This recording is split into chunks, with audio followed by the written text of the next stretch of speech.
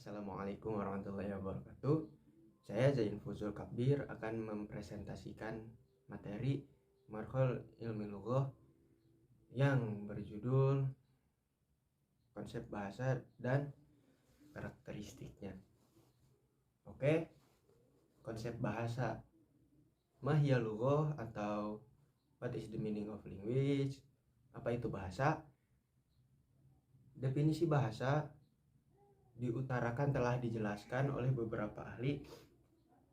Sampai sekarang ada 9 ahli yang mendefinisikan bahasa tersebut, yaitu yang pertama, bahasa menurut Ibnu Jinni.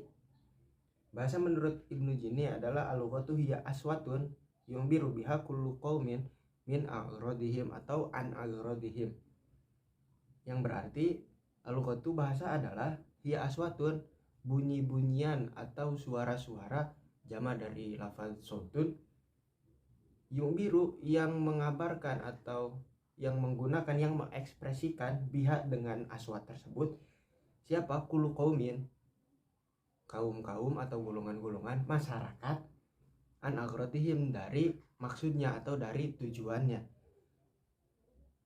Maka dapat ditarik kesimpulan dari definisi yang diutarakan oleh Ibnu Jinni tersebut, hakikat bahasa adalah bunyi. Yang kedua, fungsi bahasa sebagai sarana interaksi dan komunikasi. Yang ketiga, pengguna bahasa adalah komunitas masyarakat, bukan individu tentunya. Yang keempat, penggunaan bahasa oleh komunitas masyarakat bertujuan menyampaikan maksud dan keinginan an agradihim yang tadi. Lalu yang kedua yaitu dari Ibnu Khaldun, yang menyebutkan bahwa al-lughatu fil muta'arif ya ibaratul mutakalim. Ibarohnya si mutakalim, si pembicara, an maksudihi, dari maksudnya si pembicara. Betul kalau ibaroh fa'lul lisani. Dan ibaroh tersebut fa'lul lisani, gerakan lisan, gerakan lidah. Nasiin an qasadi ila akhirih, sebagai upaya mengkomunikasikan maksud penutur tersebut. Oleh karena itu, bahasa harus menjadi sebuah pembiasaan yang bersifat mapan dalam organ reproduksi berbahasa, yaitu lidah. Dan sistem berbahasa tutur di setiap bangsa berlangsung berdasarkan istilah mereka masing-masing. Maka jangan kaget ketika dalam muhadasah dalam berbahasa Arab, maka di situ akan terdapat ada bahasa Arab yang khusus, formal non formal, ada bahasa Arab yang bersifat amiyah sehari-hari. Bahasa amiyah tersebut berbeda-beda di setiap daerahnya. Maka dapat disimpulkan apa yang disampaikan oleh Ibnu Khaldun, memandang bahasa sebagai satu sarana yang membedakan manusia dari makhluk lainnya, karena makhluk lainnya tidak dapat berkomunikasi dengan bahasa, hanya dengan aswat atau gerakan doang. Yang kedua, hasil kesepakatan komunikasi masyarakat terkait simbol-simbol keputusan yang digunakan dalam berkomunikasi. Tentunya ini menjadi alasan beraneka ragamnya bahasa manusia, karena setiap komunitas bahasa memiliki istilah yang beragam untuk menamai dan memaknai sesuatu. Dan yang ketiga, berbahasa adalah aktivitas lisan. Ditekankan oleh Ibnu Khaldun karakteristik bahasa, yaitu pertama, pengetahuan berkomunikasi dan berekspresi. Yang kedua, kuantitas leksikon dapat berbeda antar masyarakat bahasa. 3, terdiri dari bunyi yang berhubungan dengan makna. 4, aktivitas lisan. Yang kelima, konvensi. Yang keenam, berbicara adalah hasil dari kompetensi dan menjadi proses utama. Yang ketiga diutarakan oleh ahli bahasa yang bernama Ferdinand de Saussure. Ia mengungkapkan istilah bahasa dengan sistem kesepakatan dan produk dari sebuah kelompok masyarakat, tentunya tidak secara individualisme. Bahasa tidak dapat hidup secara utuh sebagai penggunaan bahasa bila berbasis individu, tetapi ia akan bertahan secara baik dalam komunal, dalam lingkungan masyarakat. Bahasa sebuah struktur yang setiap fungsi gramatikalnya saling berkaitan. Yang keempat dari Edward Sapir, bahasa itu adalah sangat-sangat manusiawi dan ia adalah metode komunikasi yang tidak bersifat naluriah dalam menyampaikan ide-ide, emosi, keinginan melalui suatu sistem simbol yang dibuat secara sukarela. Bahasa tidak bersifat naluriah karena pemerolehan bahasa harus melalui proses belajar dan latihan, karena keberadaannya tidak sama dengan rasa lapar, haus, cemas, dan takut yang hanya dapat muncul ketika tanpa harus ada latihan karena ia bersifat naluri manusia. Yang kelima dari Noam Chomsky, a language is a set of sentence.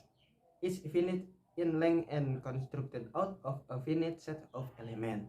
Yang keenam dari Halliday, language is a range of possibility and open-ended set of options in behavior that are available to the individual in his existence as social man.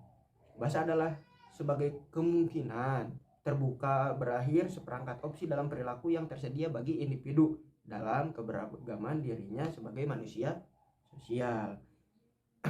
Dan yang terakhir oleh Harimuknik Kridalaksana yang menjelaskan bahwa bahasa adalah sistem tanda bunyi yang disepakati untuk digunakan oleh para anggota kelompok masyarakat tertentu, yang disepakati juga untuk digunakan oleh kelompok masyarakat tertentu dalam bekerja sama, berkomunikasi, dan identifikasi diri.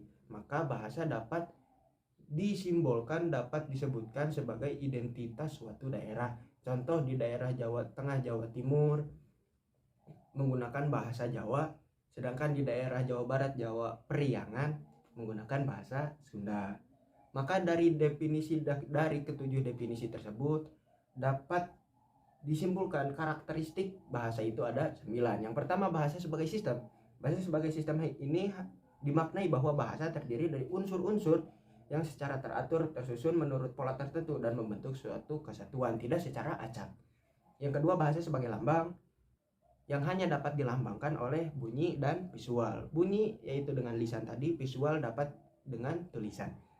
Yang ketiga, bahasa adalah bunyi. Bahasa merupakan lambang yang wujudnya bunyi. Bunyi dari bahasa adalah bunyi-bunyi yang dihasilkan oleh alat ucap manusia, yaitu lisan tadi.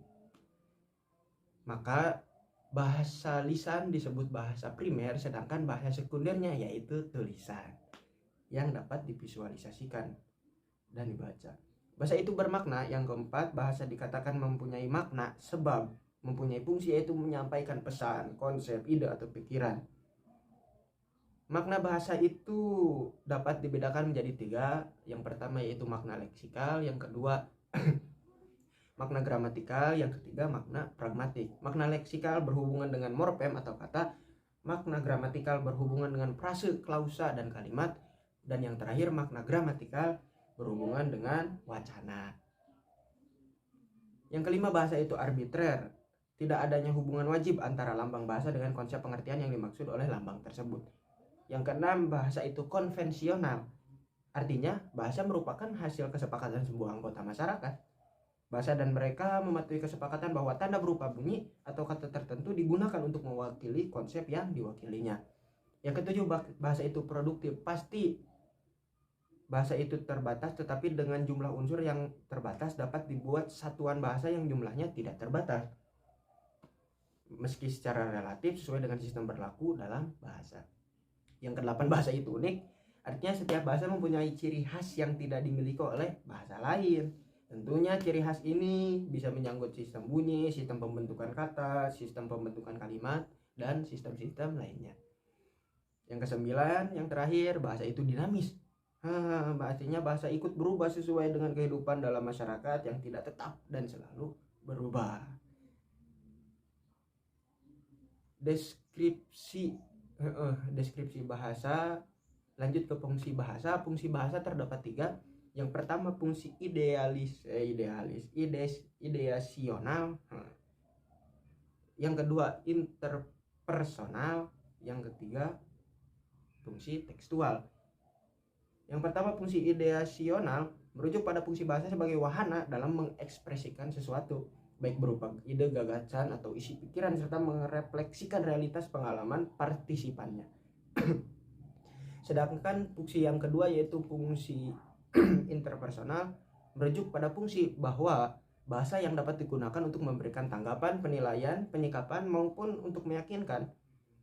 Fungsi ini berkaitan dengan peranan bahasa untuk membangun dan memelihara hubungan sosial, untuk menggunakan peran-peranan sosial, peran-peranan komunikasi yang diciptakan bahwa bahasa itu sendiri. Oleh karena itu, pada peristiwa komunikasi, bahasa berfungsi ideasional dan interpersonal. Dari kedua fungsi yang tadi tidak akan terrealisasi tanpa adanya fungsi yang ketiga ini, yaitu fungsi tekstual. Fungsi yang dilakukan oleh pemakai bahasa untuk merangkai dan menautkan pesan yang disampaikan sehingga pesan itu menjadi kesatuan disebut fungsi tekstual. Karena pengoperasian bahasa tidak dapat dilepaskan dari penerapan unsur kebahasaannya.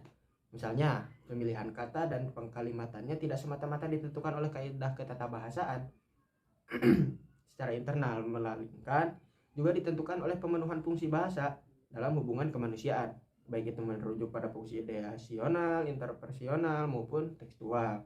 Dalam hal ini, para partisipan, penutur dan mitra tutur, mutakalim, dan mustami berinteraksi, berkomunikasi melalui bahasa dalam wujud konkret berupa wacana. Wacana itu tulisan ataupun lisan. Dengan adanya wacana tersebut untuk berkomunikasi, dapat ditegaskan bahwa interaksi sosial fungsi tekstual pada hakikatnya merupakan sarana bagi terlaksananya kedua fungsi yang tadi, yaitu fungsi ideasional dan interpersonal.